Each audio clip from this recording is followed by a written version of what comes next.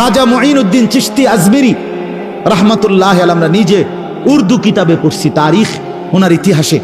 খাজা মুঈনুদ্দিন চিশতি রাহমাতুল্লাহ আলাইহি, ওনার হাতে 90 লক্ষ, 9 লাখ না 90 লাখ হিন্দু বিধর্মী কালেমা পড়ে মুসলমান হয়েছে।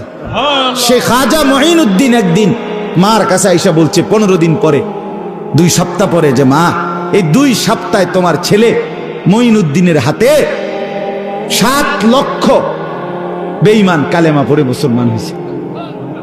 তখন মা খুশিতে জড়ায়া ধরে বলছে, মুঈনুদ্দিন, আল্লাহর কসম বাপ, এটা তোর জবানের বরকত না, আমি মায়ের পবিত্র দুধের বরকত। আমরা নিজে কিতাবে পড়ছি না, আমি নিজে উর্দু কিতাব, আমার পবিত্র দুধের বরকত। আমি বাপ 2টা বছর তোরে যে দুধ খাওয়াইছি, আল্লাহকে সাক্ষী রেখে বলি মুঈনুদ্দিন, আমি কোনোদিন বিনা অজুতে তোরে দুধ খাওয়াই নাই।